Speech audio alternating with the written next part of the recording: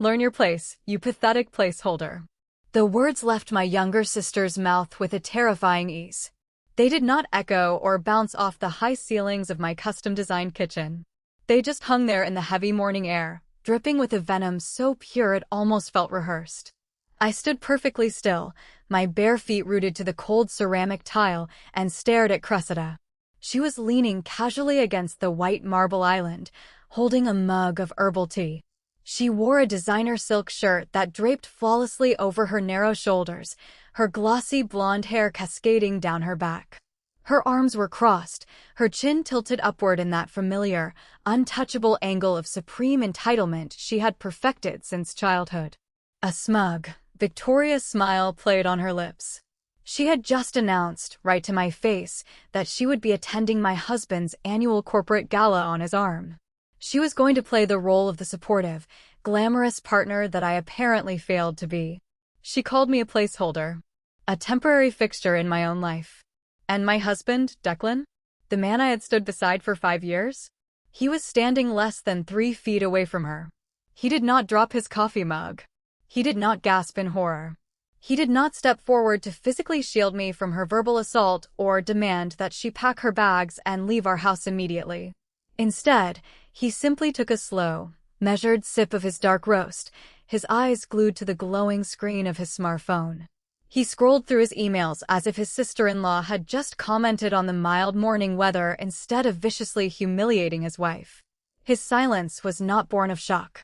It was born of complicity. That was the exact moment the earth should have shattered beneath my feet. A normal woman would have screamed until her throat bled. A normal woman would have grabbed the heavy ceramic fruit bowl from the counter and hurled it at the wall, demanded a divorce on the spot, or collapsed onto the floor in a puddle of uncontrollable tears. I felt the initial, burning sting of betrayal prickle behind my eyes. The humiliation was profound, wrapping around my chest like a tight iron band. But I did not cry. I did not beg. I did not raise my voice. I am a senior actuary, a high-level risk analyst for a global logistics firm. My entire career, my entire adult existence, is built on looking at massive, terrifying disasters, corporate bankruptcies, supply chain collapses, multi-million-dollar fraud cases, and breaking them down into cold, manageable numbers. I evaluate risks. I calculate losses. I mitigate damage.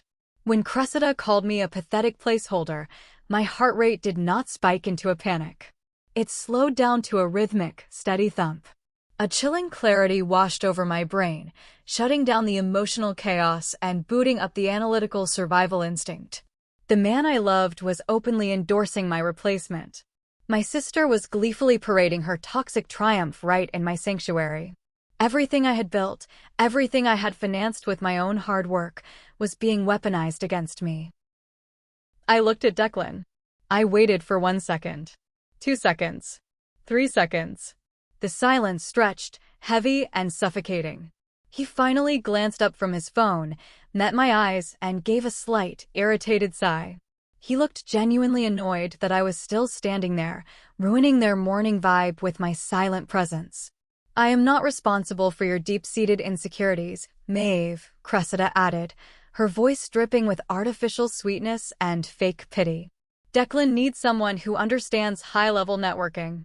Someone with vibrant energy who knows how to work a room.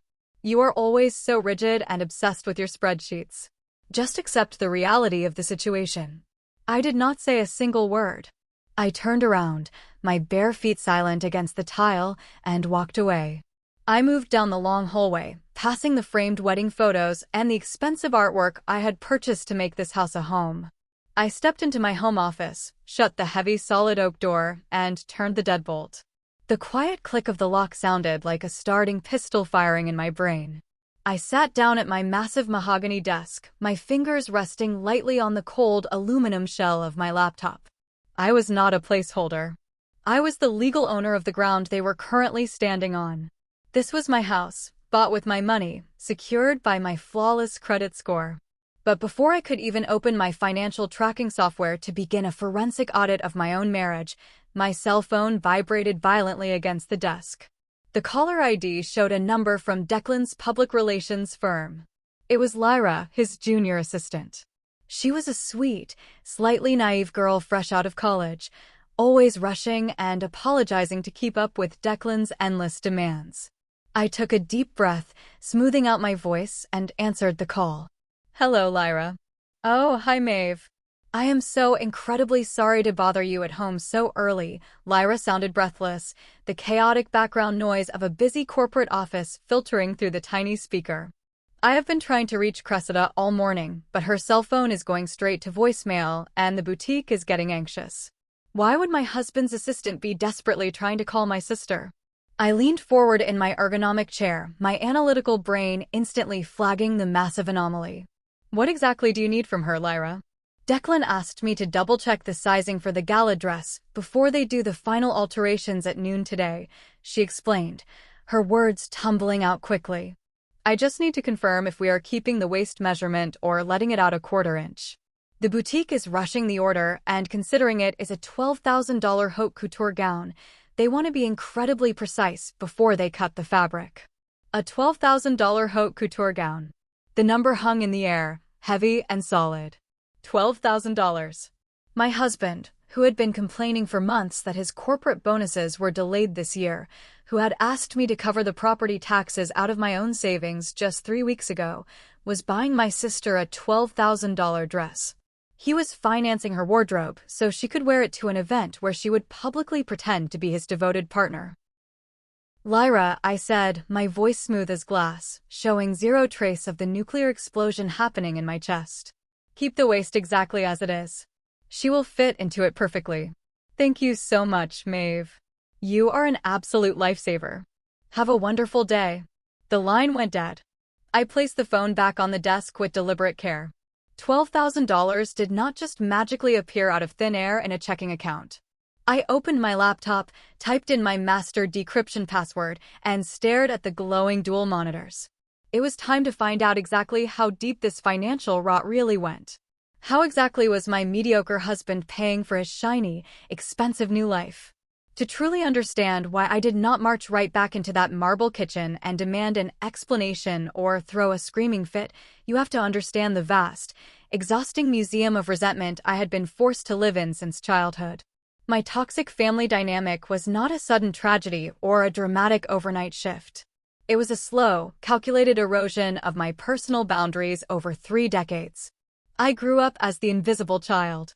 My parents, Alaric and Odelia, were ordinary middle-class people who harbored desperate, suffocating delusions of grandeur. My mother had failed artist dreams, having given up painting in her 20s. When Cressida was born, Odelia poured every ounce of her frustrated ambition and unfulfilled desires into my younger sister. Cressida was designated the golden child from the moment she could walk. She was beautiful, loud, demanding, and wildly irresponsible.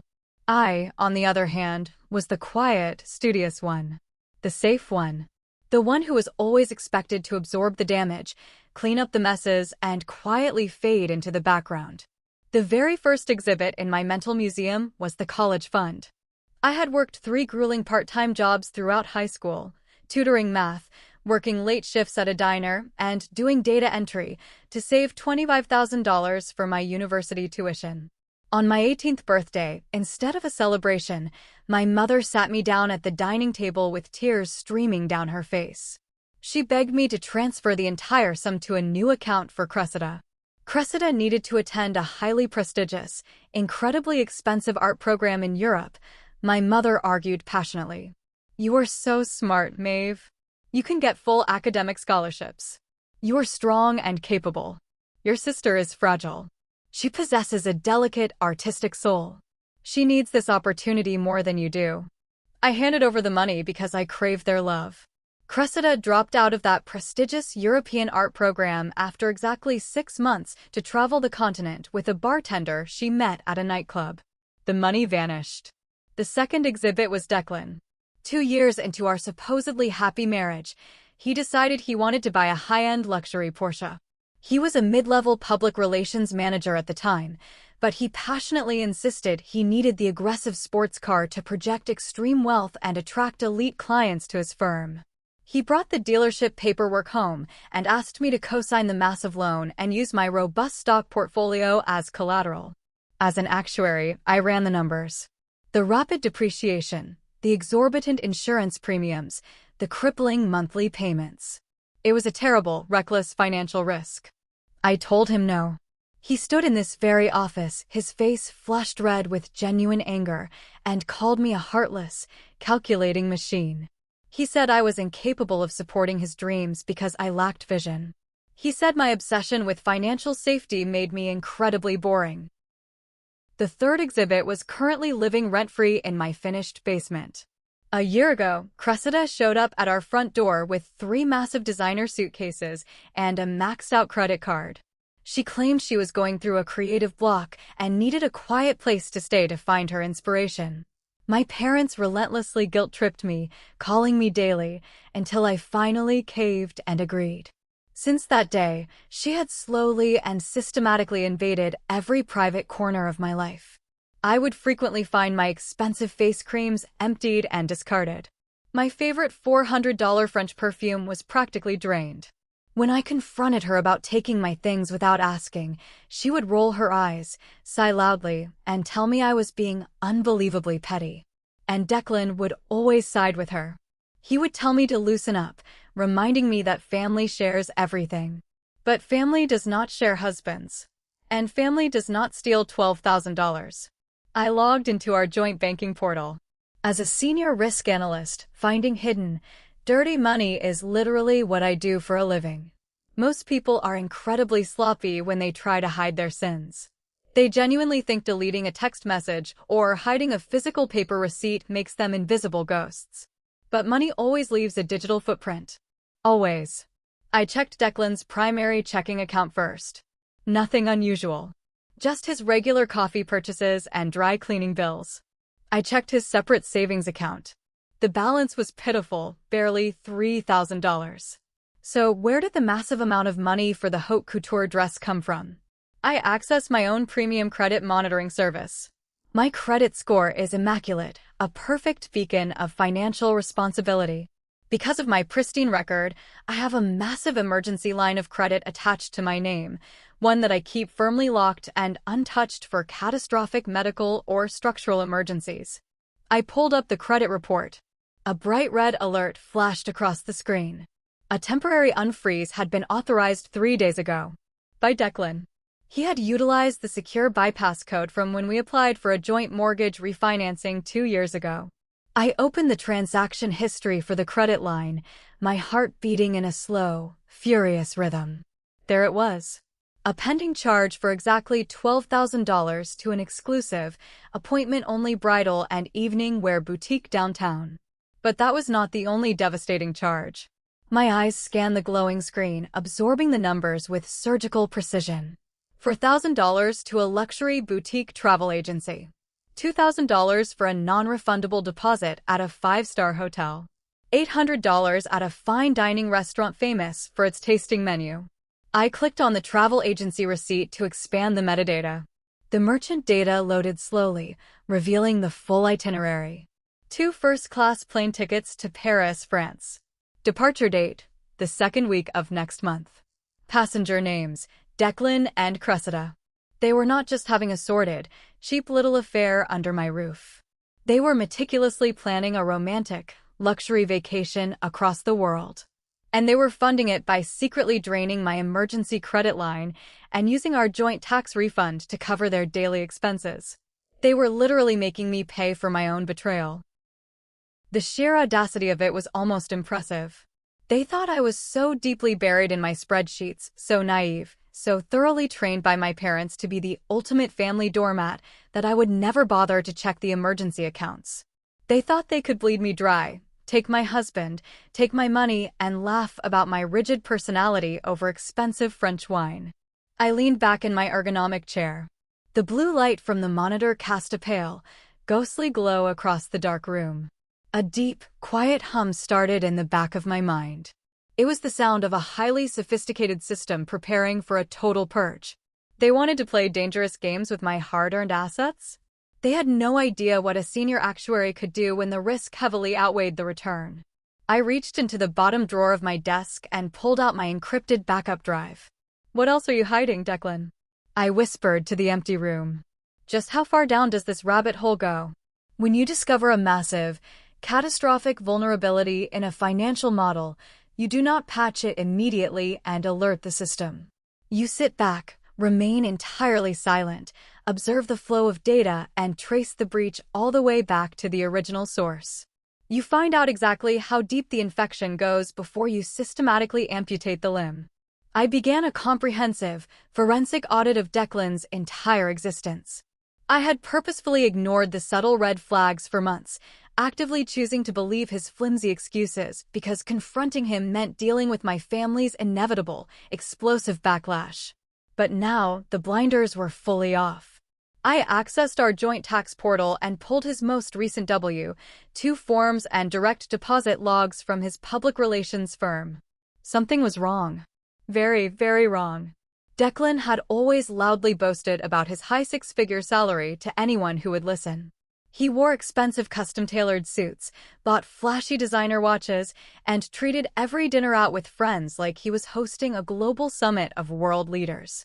But as I stared at the direct deposit history from the last 6 months, the numbers simply did not match his extravagant lifestyle. 6 months ago, his bi-weekly paycheck had dropped by a staggering 40%. I ran the calculation again, checking the gross versus net income. There was no mistake. The direct deposits had shrunk drastically. I pulled up his corporate directory profile through a secure backdoor networking tool I used for corporate risk assessments.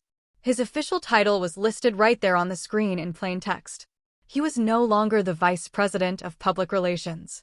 He was a senior account manager. He had been demoted half a year ago.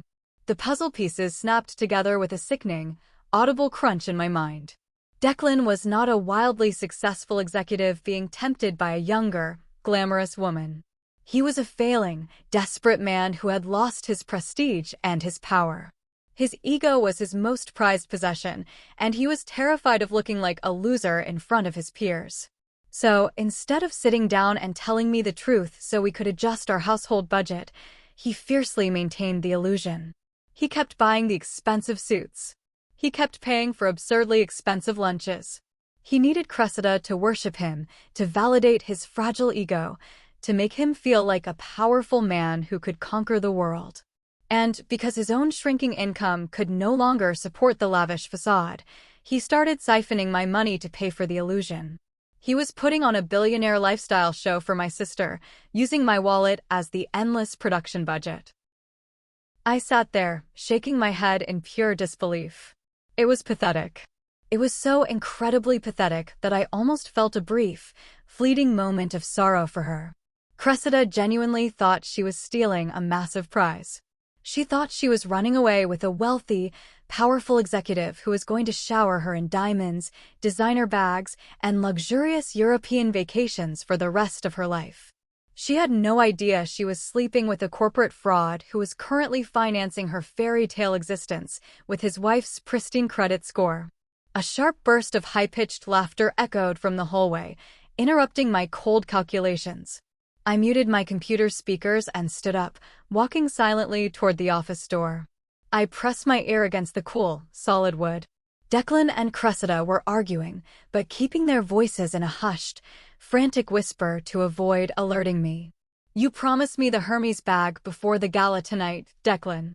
Cressida's voice was whiny, demanding, completely stripped of the cool, untouchable confidence she displayed when she insulted me in the kitchen. "All the other wives at the firm have won. If I am going to show up as your +1 and stand by your side, I cannot carry that cheap Prada clutch from last season. It is humiliating." "Cressida, baby, please," Declan hissed back, his voice tight with raw anxiety and desperation. "I told you, my huge quarterly bonus is tied up in a complicated escrow account right now. I am moving funds around with my wealth manager. You already have the $12,000 dress. Just give me a few weeks for the bag. I swear on my life I will get it before we leave for Paris." "I do not want to wait until Paris," she snapped, her foot stomping petulantly on the hardwood floor. "Maeve has 3 luxury bags sitting in her closet doing nothing. She never even takes them out of the dust bags.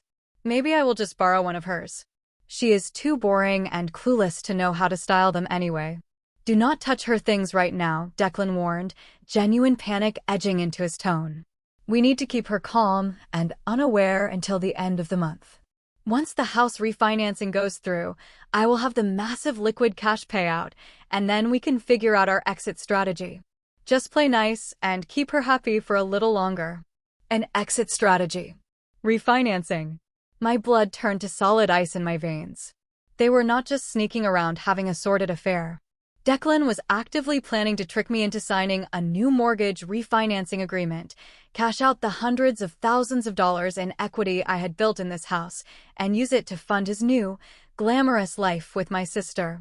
He was planning to leave me buried under a mountain of debt while they drank expensive champagne in Paris. I backed away from the door. My hands were perfectly steady. The sadness and betrayal I felt earlier were completely gone, burned away by a cold, calculating, mathematical fury.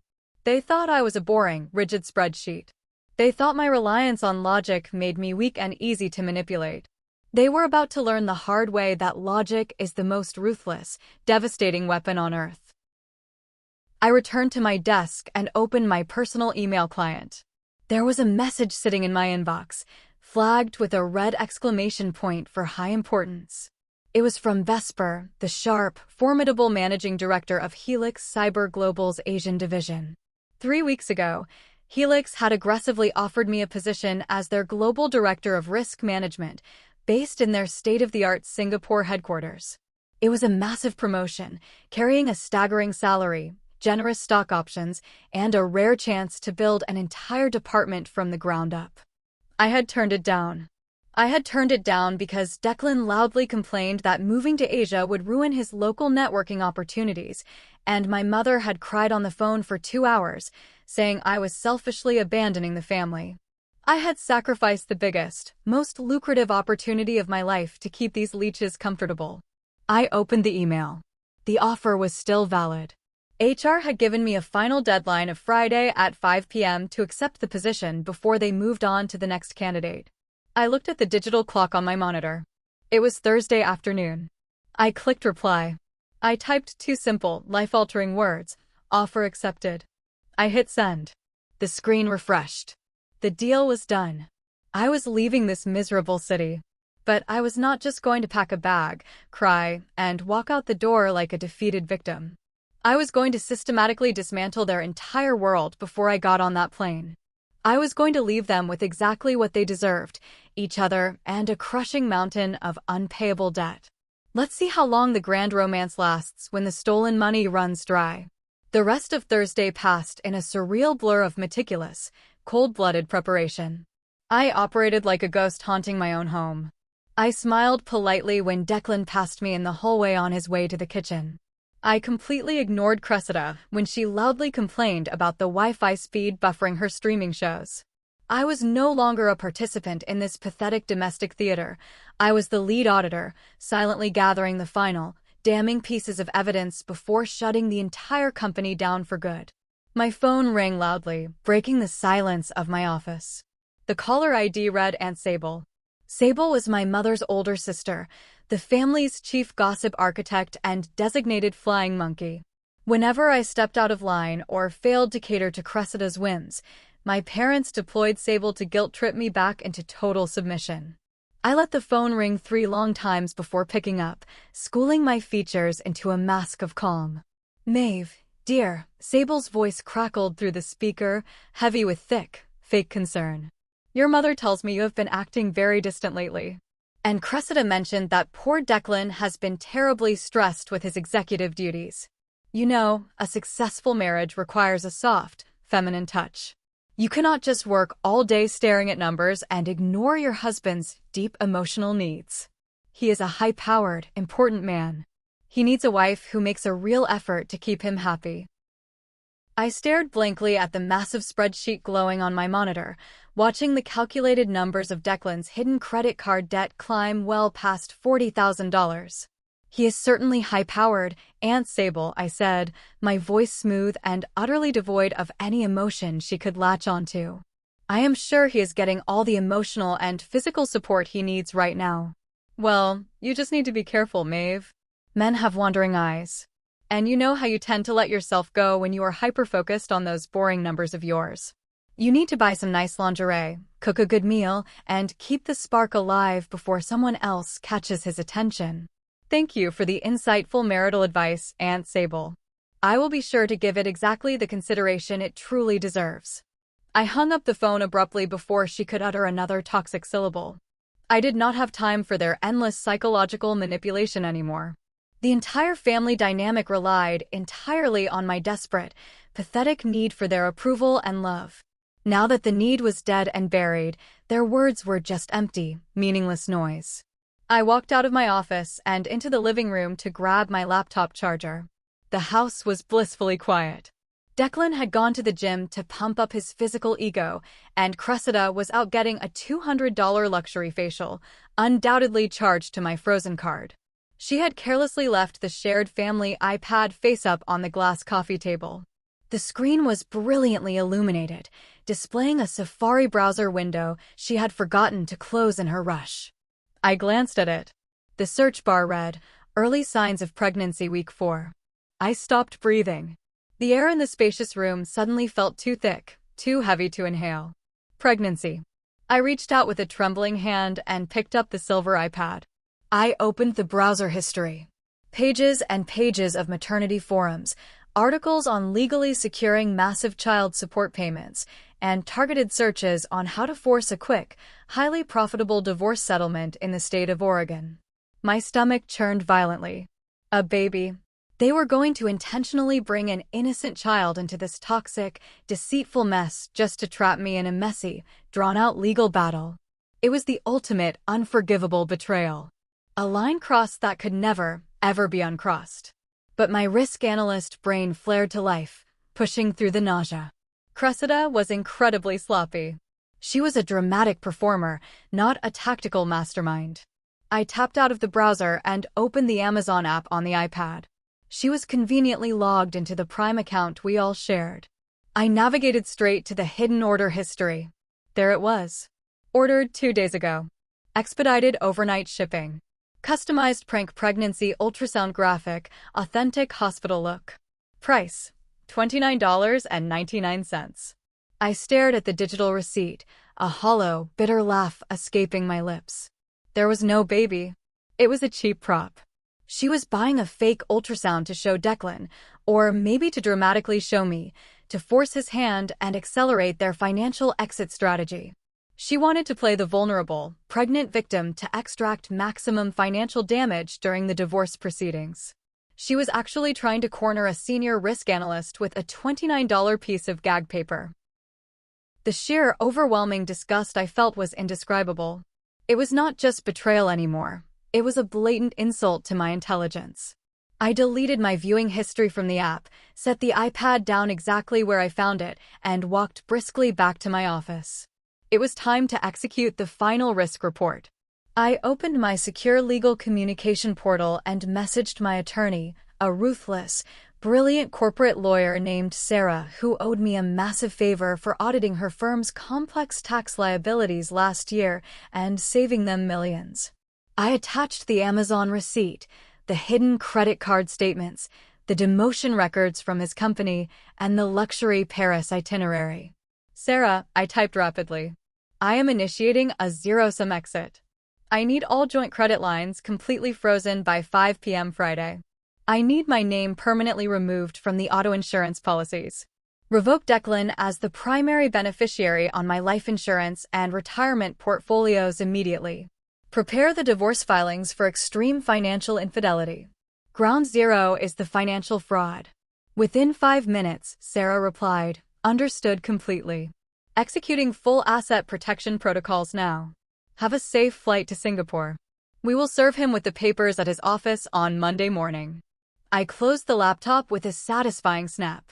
The countdown timer was officially set. I had exactly 24 hours left in this house. 24 hours to pack my entire life, erase my digital footprint, and watch them dress up for a corporate gala built entirely on a foundation of lies. They wanted to play house? Fine. But I was taking the house, the foundation, and the bank accounts with me. Friday arrived with a tense, electric hum in the air, vibrating through the floorboards of the house. Today was the day of the highly anticipated corporate gala. The day my deceitful husband would publicly parade his mistress to his senior colleagues, funded entirely by my stolen money. I woke up early and called in sick to work. I told Declan I was dealing with a terrible, blinding migraine and would be staying in bed in the dark all day. He barely looked up from his protein shake as he stood in the kitchen. "Just rest, Maeve," he said, his voice laced with thick, fake sympathy. "I will have Cressida go with me to the gala tonight so my firm doesn't look bad having an empty seat. We need to keep up appearances for the managing partners. It's crucial for my next promotion." "You do that," I murmured softly, pulling the heavy duvet cover up to my chin. "Have a wonderful, successful time." The moment I heard his car engine start and pull out of the driveway, I threw off the covers. The migraine act was over. I had exactly 8 hours before they needed to leave for the event. I moved through the large house like a phantom, silent, invisible, and terrifyingly methodical. I pulled my large, hard-shell suitcase from the top shelf of the master closet. I did not pack clothes to remind me of this miserable life. I packed my absolute essentials, my crucial financial ledgers, my encrypted backup hard drives, and the few pieces of vintage jewelry that had belonged to my late grandmother. Everything else, the cheap, thoughtless gifts Declan bought me out of guilt, the unflattering clothes my mother constantly criticized, the generic art we bought on our honeymoon, stayed exactly where it was. I used vacuum seal bags to aggressively compress my high-value winter coats and expensive designer blazers, burying them securely at the bottom of the luggage. While I efficiently packed my entire existence into 50 pounds of luggage, I could hear Cressida in the guest bathroom down the hall. She had pop music blaring from a portable speaker. I walked past the open door, pausing in the shadows. She was standing in front of the brightly lit mirror, wearing a sheer silk robe, spraying my $400 Chanel perfume onto her neck and wrists with careless, wasteful abandon. She was humming along to the song, twirling her hair, entirely absorbed in her own glamorous reflection. I watched her for a long moment. The stark contrast was almost poetic in its cruelty. She was soaking herself in my hard-earned luxury, preparing to steal my life, completely unaware that the life she was stealing was actually a bankrupt, empty shell. I did not feel angry anymore. The rage had burned out. I felt like a detached scientist observing an incredibly stupid insect marching willingly into a deadly spider web. By 3 o'clock in the afternoon, the house was a masterclass in visual deception. To the naked eye, absolutely nothing had changed. My blue toothbrush was still resting in the holder. My fuzzy slippers were placed neatly by the side of the bed. But digitally, financially, and legally, I had already vanished from the premises. At 4:30, the rental limousine pulled up to the curb outside. It was a massive, ridiculous stretch Lincoln. Declan had rented it specifically to impress his coworkers, undoubtedly putting the $500 charge on my frozen emergency card. The charge would go through as pending today, but the moment the merchant tried to finalize the transaction tomorrow morning, it would bounce hard and fast. Declan walked into the living room, wearing a rented tuxedo that strained slightly at the buttons around his waist.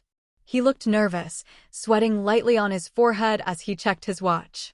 Cressida followed him a moment later, floating down the wooden stairs in the $12,000 haute couture gown. It was a deep, shimmering emerald green, incredibly tight and completely inappropriate for a conservative corporate dinner. She looked stunning and cheap, all at the exact same time. "Do we look okay?" Declan called out, adjusting his black bow tie in the hallway mirror, seeking validation. I stood at the top of the stairs, wearing my simple, worn-out gray sweatpants, playing the role of the sick, tired wife to absolute perfection. "You both look exactly like what you are," I said softly, my voice carrying down the hall. Cressida smirked, completely missing the heavy insult buried in my words. "Do not wait up for us, Maeve. We might go out for drinks with the senior partners afterward at that expensive lounge downtown. We have to network if Declan is going to get that promotion." "Have fun," I said, turning away. The heavy front door clicked shut behind them. I watched from the upstairs window as the long limousine pulled away from the curb, disappearing down the quiet, tree-lined suburban street. The silence that instantly fell over the house was deafening. It was not lonely. It was the sound of complete, absolute ownership. I walked downstairs to the advanced smart home control panel mounted on the kitchen wall. I had designed, coded, and installed this entire security system myself. It controlled the digital locks, the perimeter cameras, the garage doors, and the alarm system. Declan never bothered to learn how it worked. He always said technology was my department and he couldn't be bothered with passwords. He was right. It was my department. I logged into the master administrator account. With a few swift, decisive keystrokes, I permanently deleted Declan's user profile. I deleted Cressida's guest access. I changed the master override passcode to a random alphanumeric string that only I knew. I engaged the heavy deadbolts on the front and back doors. I disabled the electronic garage door opener so the remotes in their cars were useless pieces of plastic. I picked up my heavy suitcase, rolled it out the side door, and locked it manually with a physical key behind me. I walked to the edge of the property and tossed my copy of the house key straight into the deep storm drain on the street corner. It landed in the dark water with a satisfying metallic splash. The house was sealed. It was now a digital fortress. They had left for their glamorous, expensive night out, and they would return in the early hours of the morning to find themselves completely locked out of a home they no longer had any legal or digital right to enter. My Uber to the airport arrived at exactly 5:15. As I climbed into the back seat, my phone buzzed with an automated text message from Sarah, my lawyer. All assets frozen. Credit lines terminated. You're clear. I looked out the tinted window as the car merged onto the busy highway. The sun was setting over Portland, casting long, golden shadows across the pavement. I was not a pathetic placeholder. I was the ruthless architect of their destruction. And the demolition was about to begin. The international terminal at the airport was a chaotic, beautiful symphony of rolling suitcases, muffled overhead announcements, and rushed goodbyes. I moved through the dense crowd with a calm, deliberate pace, my boarding pass for the 17-hour direct flight to Singapore clutched tightly in my hand. I breezed through the security checkpoint, my mind completely detached from the rainy city I was leaving behind. I found my assigned seat in the luxurious business class cabin. The leather was incredibly soft, the cabin lighting dimmed to a soothing, futuristic blue. The impeccably dressed flight attendant approached me, offering a warm towel and a crystal glass of vintage champagne. I accepted both with a grateful nod. As I settled deep into the wide seat, I pulled out my leather notebook and did what I do best. I calculated the cold, hard math of my marriage. 5 years. Roughly 1,800 days of endless compromises. $85,000 siphoned slowly from my accounts to support his fragile, demanding ego. Countless hours spent actively shrinking my own ambitions, hiding my intelligence, and biting my tongue so he would not feel inadequate in comparison. That was the hidden cost of being the good wife. The exhausting cost of being the invisible daughter to parents who only saw my sister's manufactured shine. I lifted the crystal glass toward the small oval window. To terrible investments, I whispered quietly to myself and took a slow sip. The champagne was cold, crisp, and tasted exactly like absolute freedom. The massive jet engines roared to life, shaking the cabin slightly. The plane pushed back from the gate, taxiing down the long runway before launching powerfully into the dark night sky. I watched the sprawling, illuminated grid of Portland shrink into tiny, irrelevant dots of light far below me. I did not shed a single tear. You do not cry over a malignant tumor when it is finally surgically removed from your body. You just feel overwhelmingly relieved that you can finally breathe again. Once we reached cruising altitude, I purchased the expensive in-flight Wi-Fi. I did not connect to do work. I connected to watch the data roll in. It was 9 p.m. Pacific Standard Time. The corporate gala was in full swing back on the ground. According to my meticulous calculations, the formal dinner would be concluding right about now, and the massive open bar tabs would be shifting directly to personal credit cards for the after-party networking. My phone vibrated violently on the tray table. A push notification from my banking app flashed on the screen. Alert: transaction declined. Amount: $350. Merchant: the Grand Hotel Lounge. Reason: account frozen. I smiled. A genuine, terrifying smile that reached my eyes. 10 minutes later, another sharp vibration. Alert: transaction declined. Amount: $420. Merchant: the Grand Hotel Lounge. Reason: account frozen. I vividly pictured Declan standing at the sleek, crowded marble bar, surrounded by the wealthy senior partners he so desperately wanted to impress to save his failing career. I imagined him casually, arrogantly tossing my emergency credit card onto the counter to buy a round of top-shelf scotch for his bosses. I imagined the bartender swiping it once, frowning, swiping it again, and handing it back. "Sir, this card has been declined." The sheer, suffocating humiliation of that exact moment. He would nervously check his own debit card, realize he barely had enough funds to cover a fast food meal, and pure panic would set in. The notifications kept coming, a rapid-fire sequence of brutal financial rejection. He was desperately trying different cards, different ATMs in the hotel lobby. All denied. All frozen. The massive safety net he had comfortably relied on for 5 years to fund his illusions had suddenly, violently vanished into thin air. I closed my banking app, put on my noise-canceling headphones, reclined my seat into a flat bed, and fell into the deepest, most peaceful sleep I had experienced in half a decade. When I finally woke up, the plane was beginning its smooth descent into Changi Airport. Outside the window, the sky was a brilliant, blinding tropical blue. The futuristic, stunning skyline of Singapore stretched out below, a concrete and glass testament to efficiency, wealth, and immense power. We touched down smoothly. The moment the tires hit the tarmac and the pilot announced it was safe to use cellular networks, I turned off airplane mode. My phone nearly vibrated out of my hand, buzzing continuously for a full minute. 47 missed calls. Over 80 frantic text messages. The lock screen was a cascading waterfall of escalating panic and rage. Declan, 11:30 p.m. Maeve, my card is declining. Can you unfreeze the emergency line right now? The bank fraud department is not answering my calls. Declan, 12:45 a.m. Maeve, pick up the damn phone. I cannot pay the bar tab. This is incredibly embarrassing. Declan, 2:15 a.m. we are home, but the door code is not working. The app says my access is completely revoked. What did you do? Wake up. Cressida, 2:30 a.m. open the damn door, Maeve. It is freezing outside and my feet hurt. Stop being a psycho. Declan, 3:45 a.m. Maeve. Where are you? The garage is locked. I am calling the police if you don't answer. Mother, 6 a.m. Maeve. Declan called us crying. He and your sister had to sleep in the cold rental car. Why did you lock them out of their house? Call me immediately. You are overreacting again and ruining everything. I scrolled through the desperate messages, the warm tropical heat seeping through the airplane windows. They were furious, confused, and completely, utterly helpless. They still thought this was a temporary tantrum.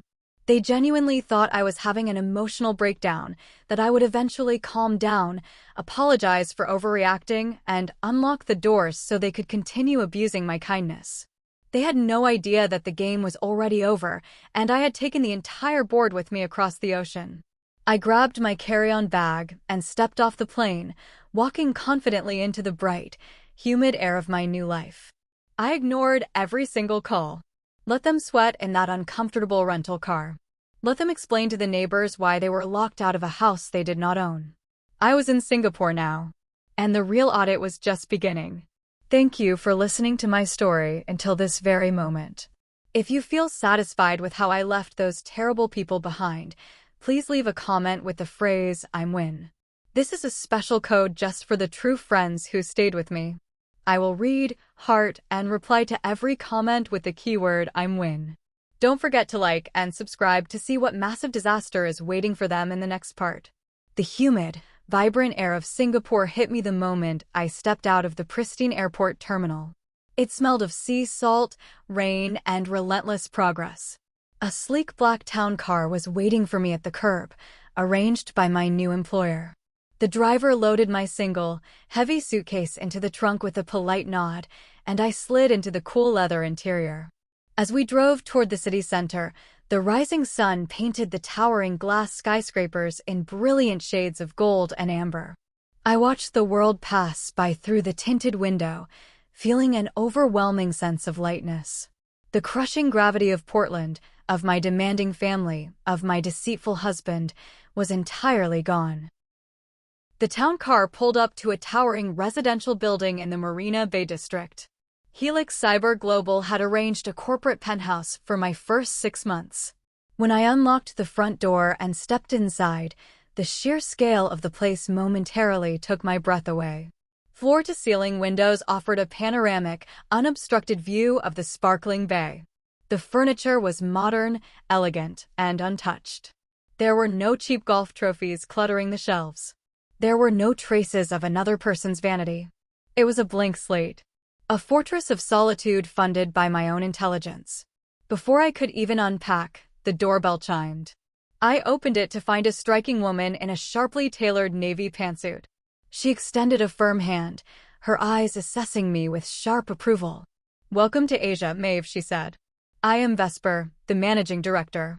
We are thrilled you finally accepted the offer. Your reputation for mitigating structural disasters preceded you." "Thank you, Vesper," I replied, shaking her hand. "I am ready to get to work."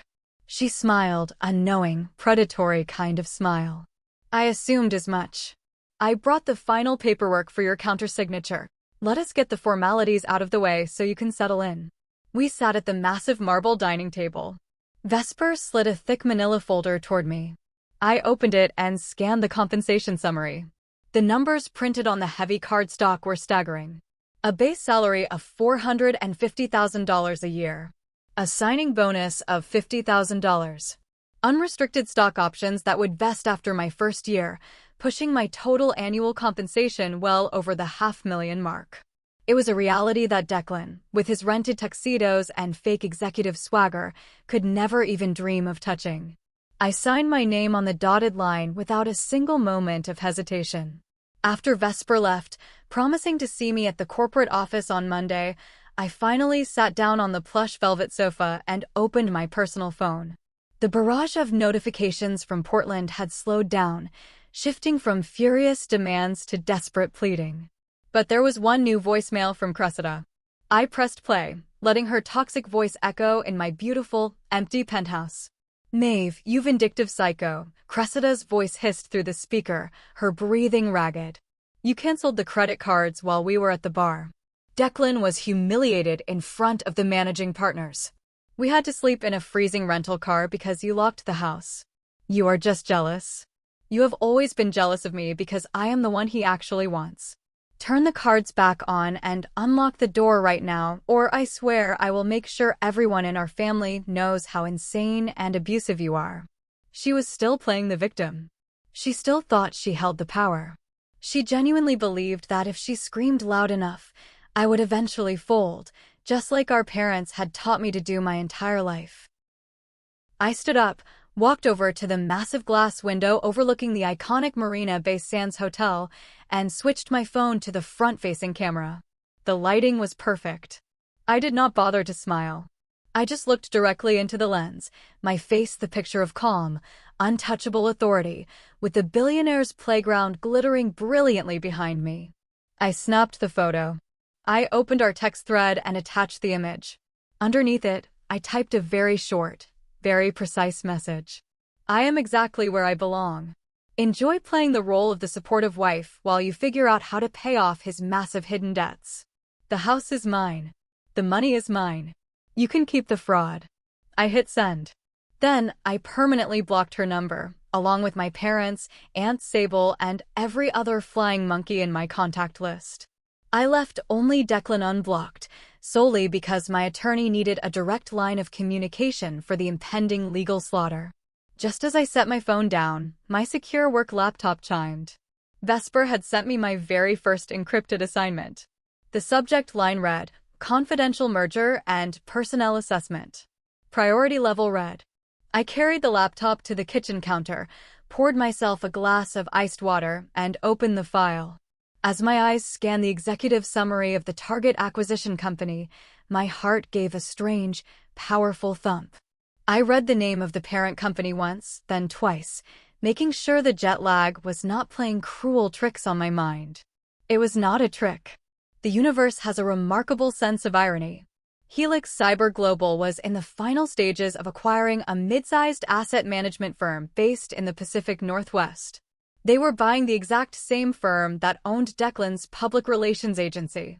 My new job was to evaluate the personnel of the target company and identify redundant, underperforming liabilities for immediate termination. I stared at the glowing screen, the ice cubes clinking softly against my glass. They had called me a pathetic placeholder. Now, I was the executioner. There is a distinct, intoxicating thrill in looking at a massive corporate spreadsheet and knowing you hold the fate of hundreds of careers in the palm of your hand. For an actuary, data is usually an abstract concept. But this data was intensely, intimately personal. I spent my entire Sunday locked in the penthouse, diving deep into the financial architecture of Declan's parent company. Helix was acquiring them to absorb their client portfolio, but Vesper had made it exceptionally clear that the public relations and marketing departments were considered bloated and entirely unnecessary. My directive was simple: trim the fat. Cut the dead weight to maximize the acquisition value. I bypassed the general marketing statistics and drilled directly into the individual performance metrics for the senior account managers. It took me less than 10 minutes to locate Declan's employee profile. If I had held any lingering doubts about his professional decline, the raw numbers erased them. His key performance indicators were a disaster. For the past 3 consecutive quarters, he had missed his client retention targets by over 30%. His new client acquisition rate was effectively 0. But what truly caught my analytical eye was his expense account. Despite bringing in virtually no new revenue, Declan's corporate spending was astronomical. He was billing the company for lavish dinners, expensive rounds of golf, and luxury corporate gifts at a rate that far exceeded his peers. He was bleeding his own company dry just to maintain the illusion of success. He was a walking, breathing financial liability. I opened the termination recommendation form. The interface was cold, gray, and ruthlessly efficient. I typed his full name into the primary field. Under the justification section, I did not write a single word about his infidelity, his emotional abuse, or the fact that he was currently sleeping in a rented Lincoln Town car in my driveway. I used pure, undeniable corporate logic. Employee demonstrates a consistent downward trend in revenue generation, coupled with excessive and unjustifiable corporate expenditures. Retaining this individual poses an unacceptable negative return on investment. Recommendation: immediate severance without compensation package. I highlighted his name in bright, glaring red. I hit save. Monday morning arrived. I put on a tailored charcoal suit, pulled my hair back into a severe knot, and walked into the Singapore headquarters of Helix Cyber Global. The office was a masterpiece of glass and steel, buzzing with quiet, focused energy. Vesper introduced me to my new team, a group of brilliant, intimidating analysts who treated me with immediate respect. There were no jokes about my rigid personality here. My rigidity was my greatest asset. At precisely 10 o'clock, my secure desk phone rang. It was an internal transfer from Vesper's office. Maeve, Vesper's voice came through the receiver, crisp and professional. We have a slight complication with the acquisition target in Portland. Their internal auditing department just flagged a series of highly irregular expenses from the public relations division over the weekend. The head auditor there, a man named Bastian, is requesting an urgent meeting with our risk assessment team before the merger goes public. I am patching him through to your line now. My pulse quickened, a predator catching the scent of blood in the water. Put him through, Vesper.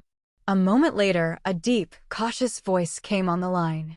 This is Bastian. Am I speaking with the new director of risk management?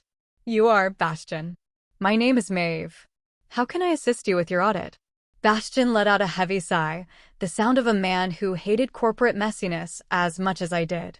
We have a senior account manager who has severely violated our corporate expense protocols. He attended our annual gala on Friday night. Sometime around midnight, his personal credit cards began declining at the hotel bar. In a panic, he charged over $2,000 worth of premium alcohol and private lounge access to his corporate emergency card. I leaned back in my leather chair, a slow, dark smile spreading across my face. I am looking at the employee roster right now, Bastian. Can you provide the name of the manager in question? Declan. His name is Declan, Bastian replied, his tone laced with heavy disdain. But the unauthorized bar tab is just the beginning of the problem. When I started digging into his weekend charges, I pulled the hotel security footage to verify his presence in the lounge. I found something else. Something that opens the firm up to massive liability. I remained perfectly silent, letting him fill the space. He brought a guest to the gala, Bastian continued. A blonde woman. Our security cameras caught her leaving the main ballroom during the keynote speech. She did not go to the restroom. She went up to the VIP suites on the top floor. I pulled up my notepad.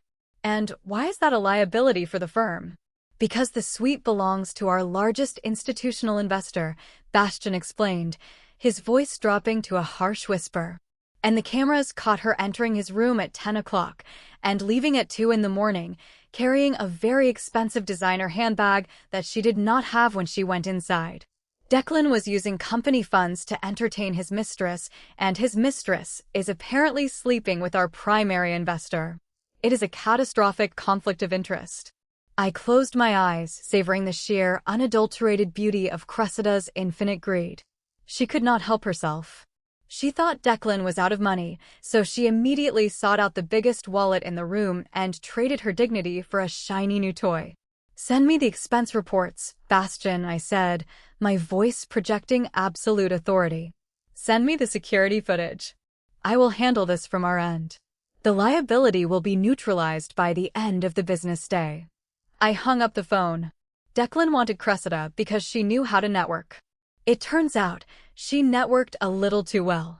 And she had just handed me the final nail for his professional coffin. Within 10 minutes, the encrypted files from Bastian arrived in my secure inbox. I opened the folder, my eyes scanning the digital evidence of Declan and Cressida's spectacular downfall. The first file was the corporate expense ledger. It detailed exactly what Bastian had described: thousands of dollars charged to the firm's account for top-shelf liquor, late-night room service, and private cabana access at the hotel pool. Declan had desperately tried to keep the party going after my financial freeze, digging his own grave with a company-issued plastic shovel. The second file was a series of high-definition security camera clips. I clicked the first video. The timestamp read Friday night, 10:15 p.m. The camera was positioned at the end of the opulent 12th floor hallway. The elevator doors slid open and Cressida stepped out. She was wearing the $12,000 emerald gown, the fabric shimmering under the warm hallway sconces.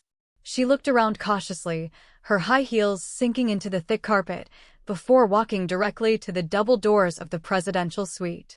She knocked twice. The door opened, revealing a much older, heavy-set man wearing an unbuttoned dress shirt. The firm's primary investor. He smiled, grabbed her by the wrist, and pulled her inside. I clicked the next video. Timestamp: 2:30 a.m. The door to the suite opened again. Cressida stepped out. Her hair was a messy, tangled bird's nest, her expensive gown wrinkled and slightly torn at the hem. But draped proudly over her forearm was a brand-new, pristine Hermes Birkin bag. The exact bag she had been whining about in my hallway just 2 days prior. She adjusted the strap, smoothed her ruined dress, and walked back to the elevator with a triumphant smirk on her face. She had not just cheated on her sister.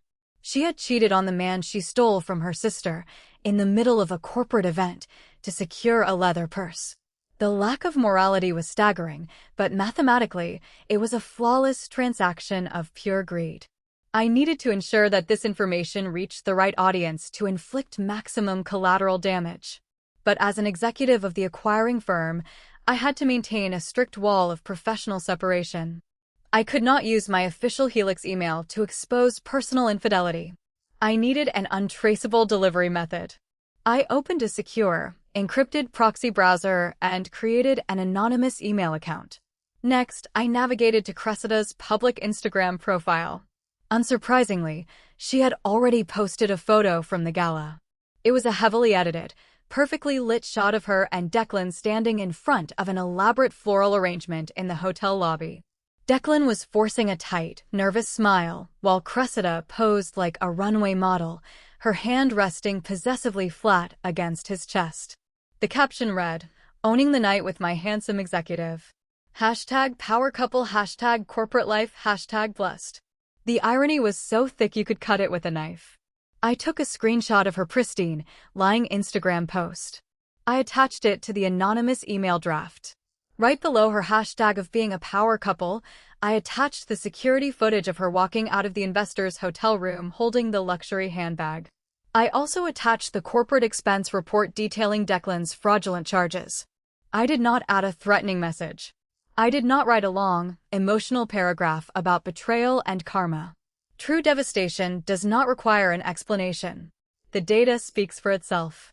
I typed Declan's personal email address into the recipient line. I paused for a fraction of a second, considering the sheer magnitude of the emotional nuclear bomb I was about to drop directly onto his fragile ego.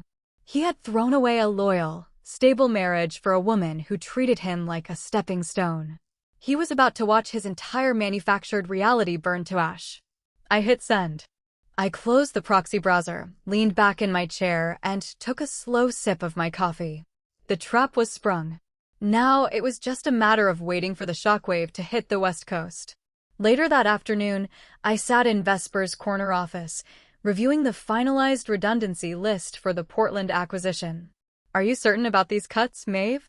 Vesper asked, pointing a manicured finger at the document. "We're gutting their entire public relations division."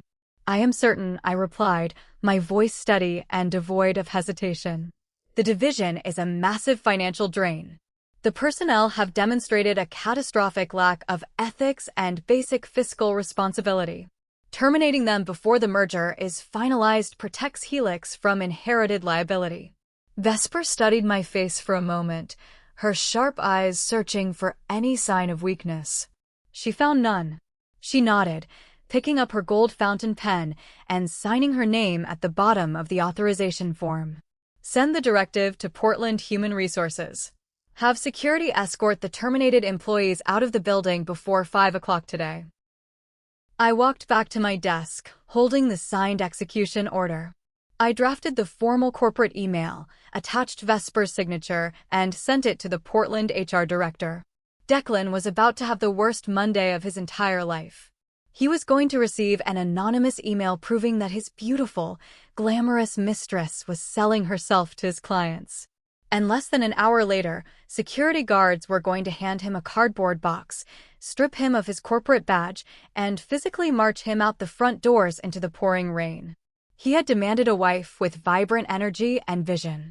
I hope he was ready to experience the blinding, destructive energy of a woman who finally realized her true worth.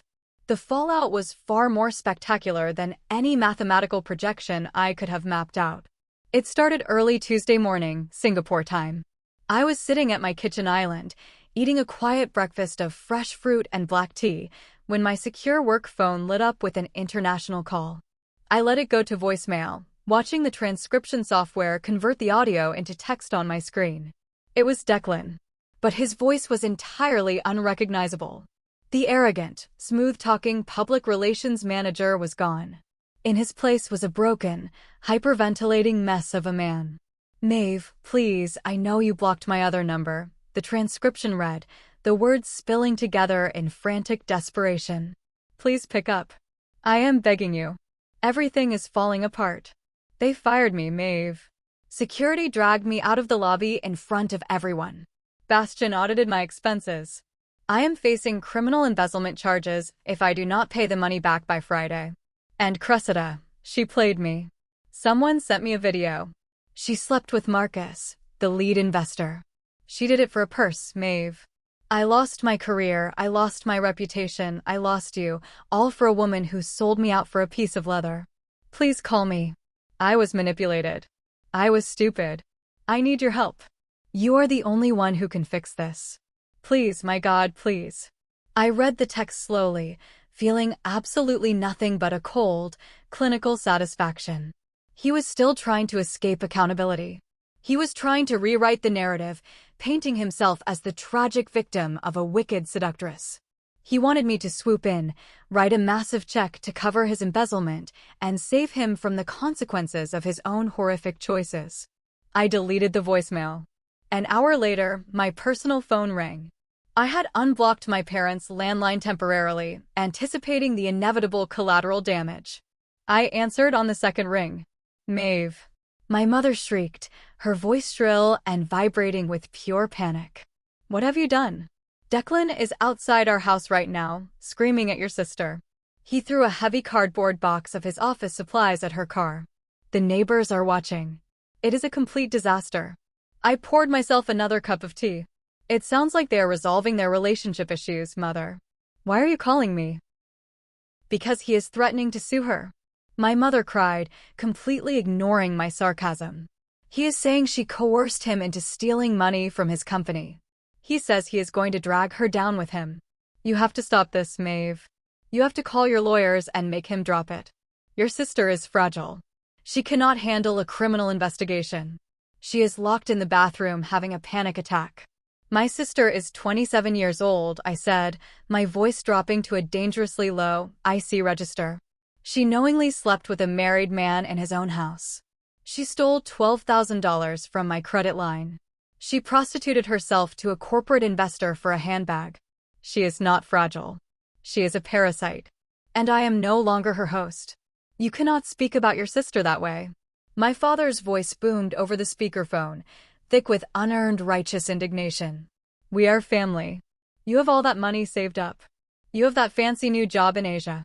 You need to wire us $50,000 right now so we can hire a defense attorney for Cressida and pay off Declan to make him go away. I actually laughed out loud. It was a sharp, genuine bark of amusement that startled even me. Why are you $50,000? To protect the woman who tried to destroy my life? If you do not help us, Maeve, my mother sobbed, trying to deploy her ultimate weapon of guilt, we will have to go to the bank tomorrow morning. We will have to take out a second mortgage on our house to pay for her legal fees.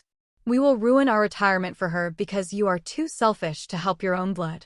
They were going to mortgage their house, the very foundation of their comfortable, delusional lives. They were willing to burn down their own sanctuary to protect the golden child from the flames she had ignited herself. Mother, I said softly, leaning close to the phone. Go to the bank. Go tomorrow morning. Tell the loan officer exactly what you want to do. I highly encourage it. I hung up the phone. They were turning on each other like starving animals trapped in a cage. The cannibalization of greed was a beautiful thing to witness. Cressida had stripped Declan of his wealth and dignity. Declan was now trying to strip Cressida of her freedom. And my parents were willingly throwing themselves onto the sacrificial altar to protect a daughter who would undoubtedly abandon them the moment the money ran out. But there was one final, crucial detail my parents did not know. A secret I had kept buried deep in my financial portfolios for over 5 years. A secret that was about to detonate inside that bank tomorrow morning. They thought they could mortgage their house to save Cressida. They thought they owned the walls they lived in. They were wrong. 5 years ago, before Cressida became a full-time parasite and before Declan's ego inflated beyond repair, my father made a catastrophic business investment. He poured his entire life savings and took out a massive loan against his house to fund a friend's startup. The startup failed spectacularly within 6 months. The bank immediately initiated foreclosure proceedings. My parents were terrified. They begged me for help, crying that they would be homeless. At the time, I had just received my first massive corporate bonus. I could have just handed them the cash, but my actuarial instincts warned me against giving a lump sum to people with zero financial literacy. So, I hired a private wealth management firm. Operating behind an anonymous trust, my firm purchased the bad debt directly from the bank. We paid off the mortgage in full and quietly acquired the physical deed to the property. I allowed my parents to continue living there, charging them a fraction of the market rent, telling them that a benevolent private investor had taken over their loan. They never bothered to read the fine print of their new lease agreement. They never realized that the invisible landlord they paid every month was their own invisible daughter. Wednesday morning in Portland arrived. I imagined my parents walking into the sterile lobby of the local bank branch, their faces tight with stress, desperate to extract cash from the equity of their home to save their precious Cressida from Declan's legal wrath. My phone buzzed. An incoming call from my wealth manager in Oregon. "Good evening, Maeve," the manager said. "I assume you know why I am calling." "I do," I replied, staring out at the Singapore skyline. "How did they take the news?" The manager let out a professional, subdued chuckle. The loan officer explained that they could not take out a second mortgage because they do not own the property. They demanded to know the identity of the trust holding the deed. "As per your instructions, we authorize the bank to reveal your name as the primary beneficiary." There was a brief pause. "I believe your father nearly fainted," the manager added. The bank security had to escort him to a chair. "Excellent work," I said. "Execute the final protocol."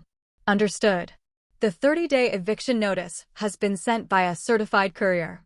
It will arrive at their doorstep by noon today. I ended the call. They had chosen to defend the child who destroyed my marriage. They had demanded I pay for her crimes. Now, they were going to learn the ultimate lesson in liability. You cannot leverage an asset you do not own. But the legal warfare was not over. While my parents were discovering their newfound homelessness, Declan was launching a desperate, pathetic counteroffensive. Sarah, my ruthless attorney, emailed me the court filings. Declan had hired a bottom-feeding divorce lawyer who worked on contingency.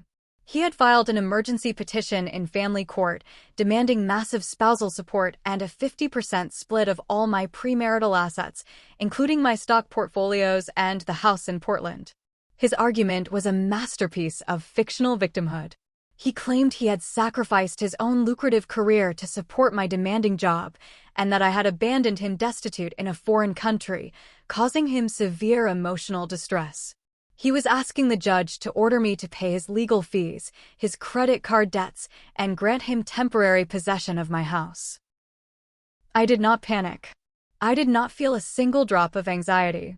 I opened my encrypted drive and forwarded Sarah a document I had been compiling for the past year. It was a 300-page comprehensive risk report. It contained every bank statement, every receipt, every fraudulent transfer. It included the audio recordings from the smart home system where he and Cressida actively conspired to hide assets from me. It contained the proof of his demotion, proving he had not sacrificed his career, but rather failed at it independently. And most importantly, it contained a rock-solid, ironclad prenuptial agreement that Declan had carelessly signed 5 years ago, assuming I would never enforce it. The emergency hearing took place via video conference. It was late at night in Singapore when I logged into the secure court portal. Declan appeared on the screen, sitting in his lawyer's cramped office. He looked atrocious. His skin was pale, his eyes surrounded by deep, dark circles. He wore a wrinkled suit, trying to project the image of a defeated, broken man. The judge, a stern, no-nonsense woman with decades of experience, peered down at her monitor. She held up the massive binder containing my risk report. "Mr. Declan," the judge said, her voice sharp enough to cut glass. "I have reviewed your petition for emergency spousal support. I have also reviewed the respondent's counterfiling." Declan's lawyer stood up. "Your Honor, my client has been left entirely destitute by his wealthy wife. He is currently living in a rented vehicle. She locked him out of the marital home illegally." The judge slammed her hand flat on the desk, silencing the lawyer instantly. The marital home is legally solely owned by the respondent, purchased prior to the marriage. Furthermore, the extensive financial documentation provided by the respondent proves, beyond a shadow of a doubt, that your client has been systematically embezzling funds from his wife's emergency credit lines to fund an extravagant lifestyle and an extramarital affair. Declan visibly shrank into his chair, his mouth opening and closing like a suffocating fish. "You are not a victim, Mr. Declan," the judge continued, her gaze piercing through the camera lens directly into his soul. "You are a financial predator who got caught." The petition for spousal support is unequivocally denied. The respondent's request to compel you to repay the $40,000 stolen from her credit lines is granted. I suggest you find employment quickly, sir, because the interest on that debt is going to accumulate rapidly. The gavel fell. A sharp, definitive crack that echoed through the speakers. Declan stared at the screen, his eyes wide with absolute horror. He looked directly at my video feed. His lips moved, silently forming my name. I did not smile. I did not gloat.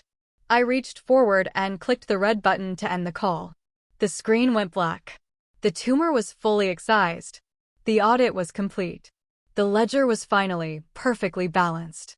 The dust settled over the ruins of my former life with a quiet, undeniable finality. When you remove the financial foundation holding a toxic family together, the structure collapses with astonishing speed. Cressida, true to her parasitic nature, did not stick around to face the consequences of her actions.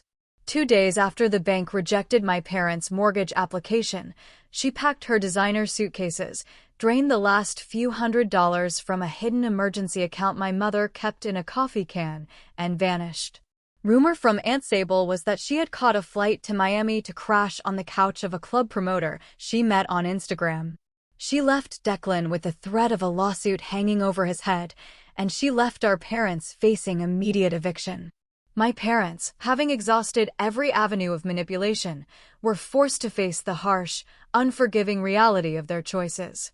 30 days after the eviction notice was served, the county sheriff arrived to oversee their departure from the house.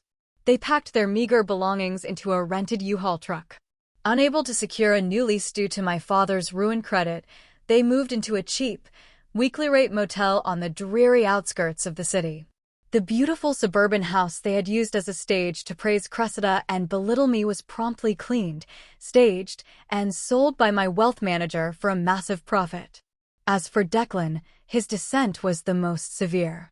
Stripped of his career, his reputation, and his stolen financial safety net, he was unable to secure a new job in the public relations sector.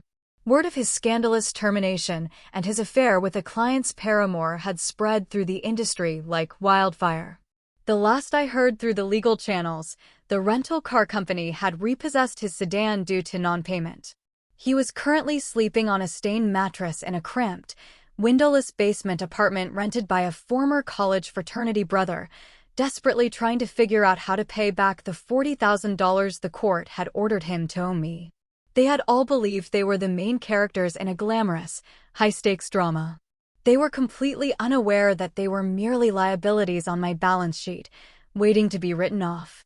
I stood by the floor-to-ceiling window of my penthouse in Singapore. It was a clear, brilliant Tuesday morning. I was wearing a perfectly tailored charcoal blazer, holding a cup of Earl Grey tea. Below me, the city was a masterpiece of organized chaos, a place where logic, efficiency, and intelligence were rewarded with undeniable power. My phone buzzed gently on the marble counter. It was a new email. I walked over and tapped the screen. The sender was my mother. She had managed to create a new email address to bypass my block list. I opened the message. Maeve, it read, the text devoid of its usual demanding tone, replaced by a hollow, desperate pleading. Please. We are living in a terrible motel. The air conditioning is broken. Your father's blood pressure is dangerously high, and we do not have enough cash left to refill his prescription this week. Declan is living like a stray dog. Cressida will not answer our calls. We know we made mistakes.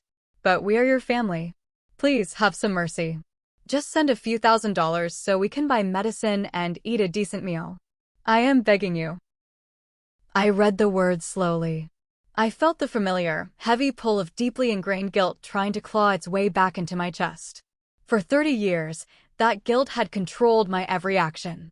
It had forced me to hand over my college fund. It had forced me to let my sister invade my home.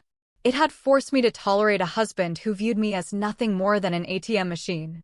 I took a slow, deep breath, inhaling the crisp, air-conditioned air of my luxury apartment. I looked at my reflection in the dark glass of the powered-off television screen. I saw a global director, a master risk analyst, A woman who had survived a coordinated attempt to destroy her sanity and her financial future. I did not feel angry. I did not feel sad. I felt entirely, profoundly indifferent. I tapped the screen, selected the email, and pressed the delete icon. The message vanished into the digital void, gone forever. I set the phone down, picked up my briefcase, and walked out the door to conquer the world. Yesterday, my mother sent that final, desperate email, telling me they could not afford my father's blood pressure medication and begging for mercy. I read it, took a sip of my tea, and hit delete without replying a single word. I want to know what you think. Am I too cruel?